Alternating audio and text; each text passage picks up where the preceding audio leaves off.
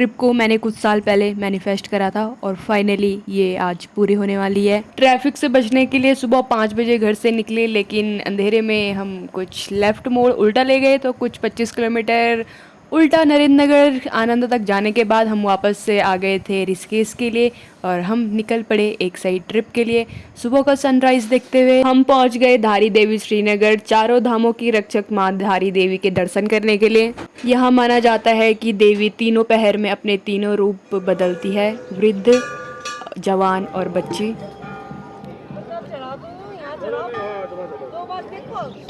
भाई मैंने सुनता मुझे नहीं सुनना है, तुम जाओ। लगभग 250 किलोमीटर का सफ़र 7 घंटे में पूरा करने के बाद हम पहुंच गए सगर गांव, जो गोपेश्वर के ऊपर पे है। और यहाँ हमारा होम स्टे था, वहाँ अपना सामान रख के फ्रेश होके हम निकल पड़े गोपेश्वर के लिए। और ये प्रसिद्ध चौक जहाँ की आपने होली वीडियो तो ज़रूर देखी होंगी। और ये रहा गोपीनाथ भगवान का मंदिर, भगवान शिव को समर्पित यह मंदिर, जिसका गर्भगृह 30 फुट का है और जिसके गर्भगृह तक 24 दरवाजों द्वारा पहुँचा जा सकता है। मंदिर के आंगन में 5 मीटर ऊंचा त्रिशूल है जो 12वीं शताब्दी का है और अष्टधातु का बना है। इस पर नेपाल के राजा अनेकमल, जो 13वीं शताब्दी में यहाँ शासन करते थे, उनका गुणगान लिखा है। और जिसमें 4 अभिलेख हैं, 3 जिनका ट्रांसलेट होना बाकी है अभी। दंत कथा है कि जब भगवान शिव ने कामदेव को मारने के लिए अपना त्रिशूल फेंका था तो यहाँ पर ये गड़ गया था। और त्रिशूल की धातु अभी भी सही स्थिति में है, जिस पर मौसम प्रभावहीन है। और यह एक आश्चर्य है।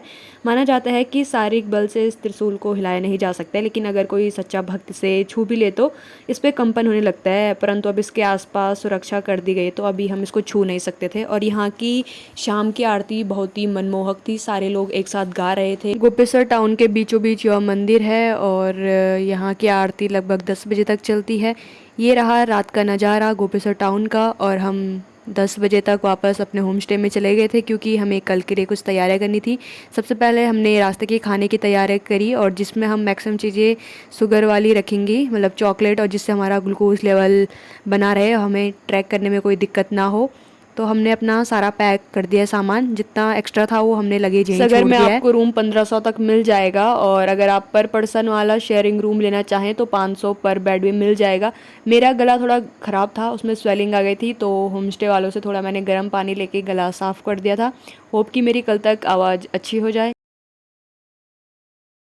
नेक्स्ट मॉर्निंग हमने अपना ट्रैक जल्दी शुरू कर दिया था ताकि हम धूप से बच सके और आसानी से चढ़ सके। आप अगर अपना टेंट लेकर आते हैं तो यहाँ बाहर पे लगा सकते हैं, जिसको आपको 500 रुपये देने पड़ेंगे। और अपना कचरा जाते हुए अपना यहाँ पे एंट्री करना है, जिसकी 100 रुपये आपको फ़ीस देनी पड़ेगी। और एक अडल्ट हो तो आप 200 यहाँ पे देंगे। अगर आप 60 साल से ऊपर हो तो आपको 100 ही पड़ेंगे। और अगर आपके पास स्टूडेंट ID भी है तो भी आपको 100 का ही टिकट पड़ेगा। और वापस आते टाइम पे अपना कचरा वापस ले आओ तो आप यहाँ से 100 रुपये वापस ले जा सकते हो। तो फिर ये गांव का रास्ता था पैदल मार्ग, यहाँ से अब शुरू करते हैं। हेलो दोस्तों, मेरी आवाज़ रानी मुखर्जी जैसी हो चुकी है। गर्म पानी से गला साफ भी करा, लेकिन कुछ असर हुआ नहीं है। मैंने एक वैसे दवाई ले ली थी कल रात को, और अभी सुबह के 6 बजे से हम अपना ट्रैक स्टार्ट कर रहे हैं। नीचे मुझे सबसे अच्छी चीज़ वही लगी कि जो उन्होंने प्लास्टिक के लिए पूरा हिसाब करके रखा था, और बाकी आपकी 200-250 की टिकट लग जाएगी। और प्लास्टिक का तो सही है कि जितना भी आप प्लास्टिक लेके जाओगे सारा नीचे सबमिट भी कर दोगे। अभी स्टार्ट कर रहे हैं और देखते हैं हम कितने बजे तक पहुंच पाते हैं। और एक कहावत तो आपने सुनी होगी कि जर्मन की लड़ाई और रुद्रनाथ की चढ़ाई सबसे टफ़ होती है। आज हम उसको एक्सपीरियंस करने जा रहे हैं और आपको भी दिखाते हैं कैसा लगता है। अभी तो फ़िलहाल धूप भी नहीं निकली है और ना ही हमने नाश्ता करा है। ऊपर जाके देखते हैं कौन से बुग्याल में हमें मिलता है नाश्ता करने के लिए। तो बने रहिए हमारे साथ दोस्तों।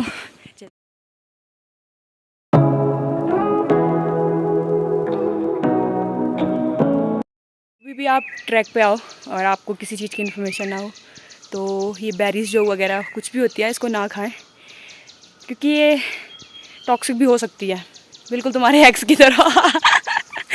एनीवे गाइस, चलते हैं। थोड़ा ही दूर बचा हमारा ब्रेकफास्ट का पॉइंट, यहाँ से दिख रहा है। पहला स्टॉप हमारा पुंग बुग्याल था, जहाँ पर आपको 2-3 कुछ टेंट मिलेंगे और यहाँ आप नाश्ता कर सकते हो आराम से। हमने यहाँ से नाश्ता करा, बहुत अच्छा रीज़नेबल प्राइस था इधर। फिर पानी भर के हम चले गए थे ऊपर के लिए, और यहाँ खड़ी चढ़ाई है इसके बाद, तो अच्छा रहेगा कि अपनी पानी की बॉटल्स वगैरह आप अच्छे से भर लें, क्योंकि पानी की बहुत ज़रूरत पड़ेगी रास्ते में।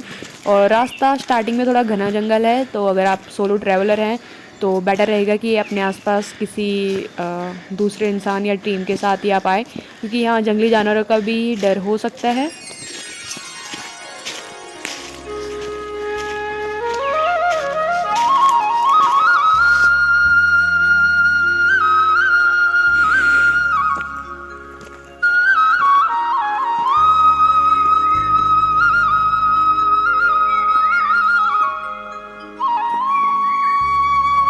अभी 3 किलोमीटर कुछ हुआ है और पुंग में 3.5 किलोमीटर जाएगा, उसके बाद हम वहाँ नाश्ता भी कर लेंगे। वैसे खच्चर भी यहाँ आ रहे हैं, लेकिन आगे जाके पता करते हैं कि क्या इनसे ऊपर चढ़ाई होती होगी या नहीं, और इनका प्राइस कितना होता होगा, पूछते हैं आपको। चलिए बंद करो। रास्ते में तो सबसे दिल दुखाने वाली बात यही थी कि इतनी दूरस्थ क्षेत्र में आने के बाद भी लोग यहाँ अपना कांच कचरा छोड़ दे रहे थे। पुंग और वो रहा सगर। अभी हम 6 किलोमीटर और आ चुके हैं। यू कैन सी द खड़ी चढ़ाई।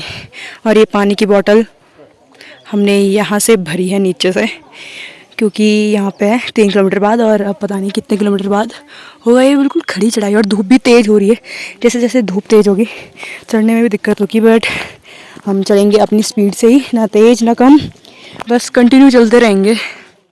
खड़ी चढ़ाई, खड़ी चढ़ाई अभी भी बहुत ऊपर है खड़ी चढ़ाई, और देख सकते हो कैसी चढ़ाई है भाई साहब। वैसे मेरे पैर अभी तक तो ठीक ठाक हैं, कोई जवाब नहीं दे रहे हैं अभी।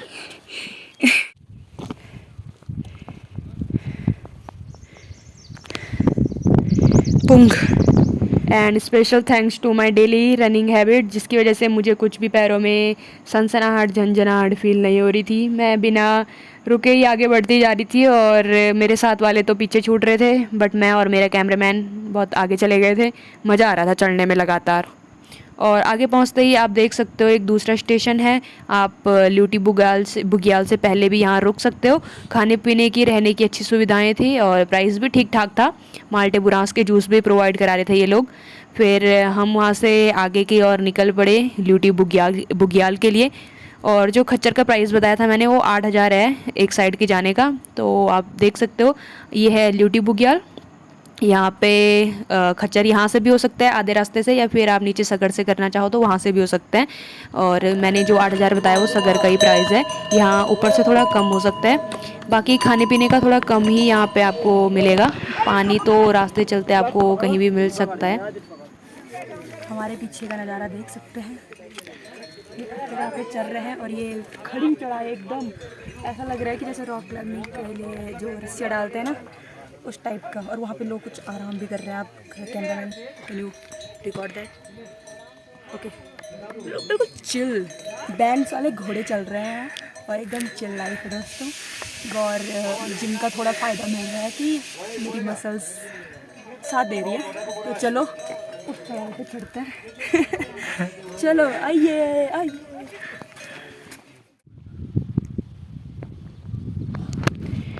अभी पनार बुग्याल आएगा 1-1.5 किलोमीटर ऊपर। वो नीचे था लूटी बुग्याल, और अभी यहाँ से चलता हूँ ऊपर। पनार आने वाला है, इससे यहाँ पे कुछ ज़्यादा खाने पीने के लिए कुछ नहीं मिलेगा। वो कह रहा है सीधे मंदिर पे ही रुकना पड़ेगा हमें। अभी हमारी पर्ची चेक हो गई है। You can see the view from here. ये आपका पनार बुग्याल। मेरे से बोला नहीं जा रहा है दोस्तों, मैं थोड़ा यहाँ पे ब्रेक लूँगी, बस आपको नज़ारे दिखाती हूँ।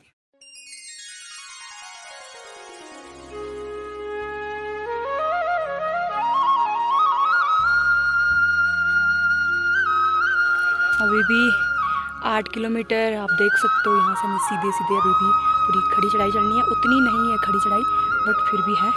स्टिल 8 किलोमीटर बचा हुआ है, और हमारे पास, हम चाहते हैं कि हम आरती से पहले पहुँच जाए। तो हमारे पास अभी 5-6 घंटे हैं हम आरती तक पहुँचे। 5 घंटे हैं जस्ट, देखते हैं कब तक पहुँच पाते हैं दोस्तों।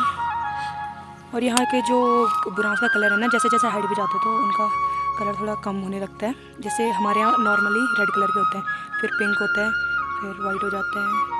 ऐसे मतलब वाइट ही होता है, इससे ज़्यादा कुछ रिड्यूस नहीं होता।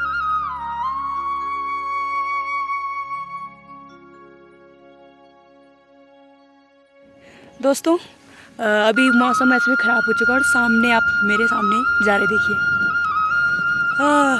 यहाँ से हिमालय रेंज एकदम क्लियर दिख रही है और चमकती हुई दिख रही है वो बर्फ़ वाइट कलर की। और यहाँ पे बारिश आ चुकी है तो हमें अपनी जल्दी जल्दी पन्नी से खुद को कवर करना पड़ेगा वरना हम भीग जाएंगे। और यहाँ पे दोस्तों पर्पल कलर के बुरांस हैं, ये देख सकते हो मेरे नीचे, ये पर्पल कलर के बुरांस हैं। तो मेरे ऊपर बारिश गिर रही है, जल्दी से कवर करता है खुद को और फटाफट चलता है। सपोज साइज कितने, अगर हम 5 घंटे लगा रहे थे इतना किलोमीटर का, तो अभी जब 5 किलोमीटर बचे तो हम जल्दी कर लेंगे उसको। तो मौसम ख़राब हो रहा है, ज़्यादा बकवास नहीं करूँगी, जल्दी जल्दी से खुद को कवर करके चलते हैं दोस्तों। भारी थक गई। अभी हम पितरधार में पहुँच चुके हैं। यहाँ से बस 3 किलोमीटर है और पूरा डाउन है, तो अब टाइम नहीं लगेगा। हम 3 बजे पितरधार पहुँच चुके हैं, तो 4 बजे तक हम पहुँच जाएंगे। जितना हम सोच रहे थे 4-5 घंटे, उतना नहीं हुआ, बस 2 घंटे लगे हमें वहाँ से और यहाँ पे तक। और शाम की आरती भी देख पाएंगे हम, अच्छी बात है। यहाँ के नज़ारे दिखाती हूँ फ़िलहाल मैं आपको।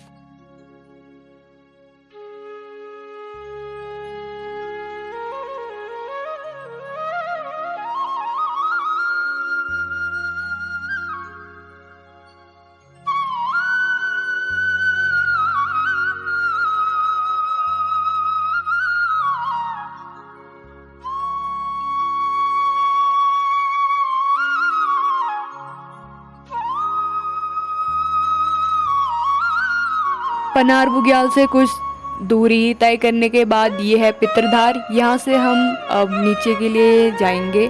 डाउन है पूरा और नज़ारे आप देख सकते हो बारिश के कारण कैसे सुंदर से हो चुके हैं।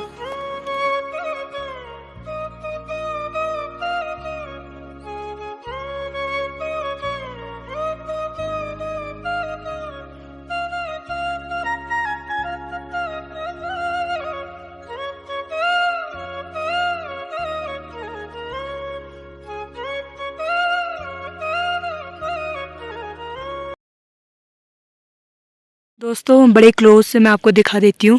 ये पर्पल कलर के बुरांस थे, नीचे पिंक थे, और जैसे जैसे इनका हाई एल्टीट्यूड होता जाता है इनका जो कलर है वो वाइट होता जाता है।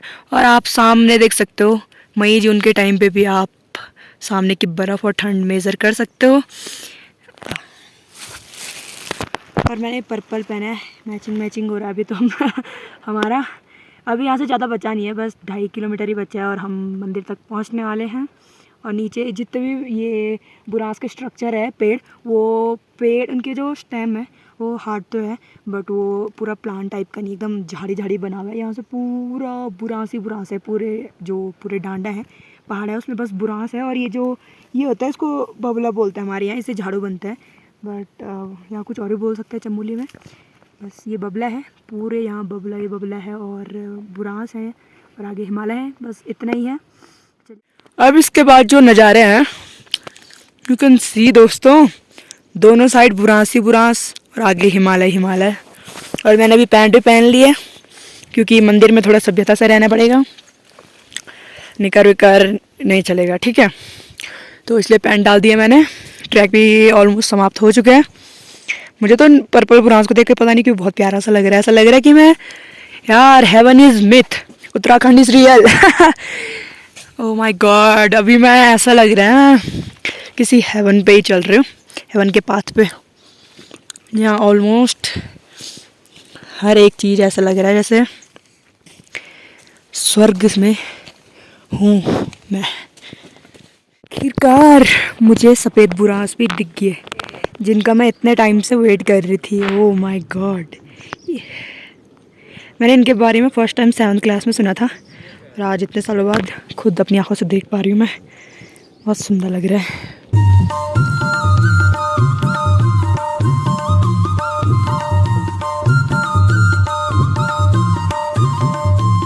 दोस्तों लोगों ने हमें इतना बेवकूफ़ बनाया 1-1 किलोमीटर बोल के, और मुझे लग रहा था हम टाइम से पहुंच जाएंगे, लेकिन वो रहे हमारे रुद्रनाथ भगवान उस चोटी पे, और अभी भी हम 1 किलोमीटर 1.5 किलोमीटर दूर हैं। लेकिन यहाँ के नज़ारे वर्थ इट हैं, तो हम थोड़ा झेल लेंगे। ये पकड़ो, अभी यहाँ से आप देख सकते हो। ओम नमः शिवाय। आखिरकार मंदिर में पहुंचने के बाद हमें रूम ढूंढने का सबसे बड़ा चैलेंज था और फाइनली हमें ये रूम मिल चुका है। इसमें जाने के लिए सीढ़ियाँ नहीं है, लेकिन कैसे करके हम अंदर जा रहे हैं। अंदर पहुंच के पता चला कि यहाँ गद्दे भी नहीं हैं। गद्दे तो क्या, यहाँ हमें पत्थर में सोना पड़ेगा। और हमारे एक्स्ट्रा रूममेट भी थे एक दो, ये देख सकते हो आप, जो हमारी बिस्किट चोरी करके ले जा रहे थे। पर हमें कोई दिक्कत नहीं थी, हमने उनको पूरा ही पैकेट दे दिया था वैसे। और फिर हम 10-12 लोग एक साथ थे पत्थर के ऊपर। रूम तो मिल गए, हम भंडारे में जा रहे हैं दोस्तों। मैं और मेरे दोस्त भंडारे में जा रहे हैं और हम आरती कल सुबह देखेंगे, क्योंकि अभी तो मेरी बिल्कुल हालत ही ख़राब हो गई। कंबल भी हमें यहीं से मिलेगा। हम भंडारे में जाने वाले हैं। उस कभी ना भूलने वाली रात को जैसे तैसे बिताकर फाइनली हम सुबह का सूरज देखते हुए मंदिर की आरती के लिए रुक गए। और अब हम 8 बजे तक आरती के लिए रुकेंगे। उसके बाद हम वापस सगड़ जाएंगे आज ये पूरा ट्रैक करके। यहाँ मंदिर में फ़ोटोग्राफी वीडियोग्राफी अलाउड नहीं थी, तो मैंने दूर से ही बस थोड़े थोड़े क्लिप्स बनाए। बाकी आप फ़ोटो भी दूर से ही लीजिए। वापस आते टाइम बस थोड़ा बारिश हो गई थी, तो आप रेनकोट का ध्यान रखें। और मेरा गला ख़राब हो गया था, फ़ोटो वीडियो कैमरा की क्वालिटी भी लो थी, लेकिन फिर भी मैंने यहाँ के कुछ आपके सेफ्टी के लिए कुछ वीडियोस रिकॉर्ड करी हैं, तो आप फुल वॉल्यूम में ज़रूर सुनें। दोस्तों, हमारी ट्रिप समाप्त होने पे आ चुकी है। हम लगभग पनार तक तो पहुंच ही चुके हैं और मुझे कुछ पॉइंट शेयर करने थे, तो मैंने इसलिए अभी लास्ट हम एक क्लिप रिकॉर्ड कर लेते हैं। तो आवाज़ थोड़ी कम आएगी क्योंकि मेरी गला बैठा हुआ 1-2 दिन से। फर्स्ट चीज़ मुझे ये बतानी थी कि यहाँ कुछ भी बेरीज़ वगैरह, ये एक मतलब बहुत सेंसिटिव एरिया है। यहाँ मतलब जो केदारनाथ वन्य जीव अभ्यारण्य है, उसके अंदर बहुत सारी चीज़ें ऐसी जो आपको नहीं पता होंगी। जैसे कुछ बेरीज़ मैंने आपको नीचे भी दिखाई थी। चलो वो तो थोड़ा आपको लोगों के आसपास आप पूछ सकते हो, खाने लायक है नहीं, लेकिन ऊपर आप ना कुछ पूछ नहीं सकते आप किसी को कि क्या खाओगे। इससे जो रेड कलर के बुरांस होते हैं उससे तो हम जूस निकाल लेते हैं, बट जो वाइट कलर के होते हैं और पर्पल कलर के होते हैं उससे मतलब वो खाने लायक नहीं होते, उससे थोड़ा टॉक्सिक हो जाता है। और सेकंड चीज़ कि यहाँ पानी ना पनार से 1 किलोमीटर पीछे ही मिलेगा। उसके बाद सीधे डायरेक्ट मंदिर तक आपको कहीं भी पानी की व्यवस्था नहीं मिलेगी। धारे वगैरह नॉलेज जो कुछ भी होता है कुछ भी नहीं मिलेगा, इसलिए अपनी बॉटल्स ना पहले ही भर देना। और सेकंड चीज़, अभी हम आज की मैनेजमेंट पे बात करेंगे। वैसे तो हम ऐसे लोग हैं कि कहीं भी एडजस्ट हो जाते हैं, लेकिन एक चीज़ हमें बहुत ख़राब लगी मंदिर पहुँच के कि जब इन्होंने हमारी टिकट काट दी थी, जो स्टार्टिंग पॉइंट था वहीं पे, तो इनको पता था कि यहाँ लोग कितने आ रहे हैं। उसके अकॉर्डिंग यहाँ बिल्कुल भी मैनेजमेंट नहीं था। मंदिर में जो टॉयलेट थे जाते ही इतने गंदे थे, कुल 4 ही टॉयलेट थे, वो भी इतने फुल भरे हुए थे कि मतलब वो ना क्लीन थे, क्लीन इन द सेंस वो नॉर्मल क्लीन ही, फुल समझ रहे हो कितना गंदे से भरे हुए थे। पानी का भी कुछ ज़्यादा सीन नहीं था। वॉशरूम अगर किसी को इमरजेंसी तो नहीं जा सकते थे। और दूसरी चीज़ की वहाँ सोने की रहने की भी व्यवस्था खाने की उतनी अच्छी नहीं थी। वैसे मैंने पहले बताया कि हम ऐसे हमने कल दिन से कुछ नहीं खाया है, बस कुरकुरे बिस्किट पे ही हम थोड़ा निर्भर हैं। लेकिन थोड़ा भी होता है ना कि अगर बाहर से लोग इतना खर्चा करके आ रहे हैं, आपके 4 धामों को बढ़ावा दे रहे हैं, आपका टूरिज़्म से आपका रोज़गार चल रहा है 6 महीने, तो आप थोड़ा तो मैनेजमेंट पे ध्यान दीजिए। वहाँ ऊपर हम पत्थर में सोए, मतलब ऐसे पत्थर जो है हम उनके ऊपर सोए हैं और हमें 200 का कंबल मिला था और गद्दे भी थे वैसे वहाँ पे। लेकिन कुछ लोग ऐसे थे कि जिन्होंने ट्रैक देर में करा होगा, तो वो रात को 1-2 बजे पहुँचे थे, उनके लिए भी बिस्तर वगैरह कुछ नहीं थे, वो रिटर्न करके फिर इतना वो 7-8 किलोमीटर वापस आ गए। तो ये एक मैनेजमेंट की बहुत बड़ी दिक्कत थी। तो मैं चाहती हूँ कि गवर्नमेंट इस चीज़ को लेके भी कुछ करे। और लास्ट पॉइंट जो मेरा सबसे इम्पोर्टेंट पॉइंट है आज का, कि वैसे तो मैं खुद पहाड़ी हूँ, यही रुद्रप्रयाग की हूँ, और मैंने बचपन से सारी चीज़ें भी अपने आसपास देखी है, लेकिन इतना डीपली मैंने जब से मैं ट्रैवल करना शुरू करा है, मैंने फील करा है कि जो लोकल लोग होते हैं ना, वो बिल्कुल भी बाहर वाले की रिस्पेक्ट नहीं करते हैं। मतलब उनको एटलीस्ट, सब ऐसे नहीं होते हैं, लेकिन 80-90% लोग ऐसे होते हैं जो बिल्कुल बदतमीजी से बात करते हैं। और तब इस चीज़ से ना हमारे लोकल लोगों का एक गलत जो कैरेक्टर है ना उनके दिमाग में डेवलप होते हैं। तो जब वो बाहर जाते हैं तो वो दूसरे को भी यही बताते हैं कि पहाड़ी लोग अच्छे नहीं होते हैं। और ये मेरे केदारनाथ वाली ट्रिप में भी और मेरे तुंगनाथ वाली में भी सेम एक्सपीरियंस रहा। उन्होंने, मतलब मैं खुद रुद्रप्रयाग की थी और उन्होंने मेरे साथ भी ऐसा बिहेव करा, इसलिए मैं ये भी पॉइंट नोटिस करने के लिए बोल रही थी। ये one of the top wish list में मेरी ट्रिप थी जो फाइनली पूरी हो चुकी है दोस्तों, और बहुत अच्छी रही, बहुत मज़ा आया। और आखिरकार मैं जा रही हूँ बहुत सारी यादों को लेके। धन्यवाद, देखते रहिए, मिलते हैं नेक्स्ट ब्लॉग में। Tata bye bye.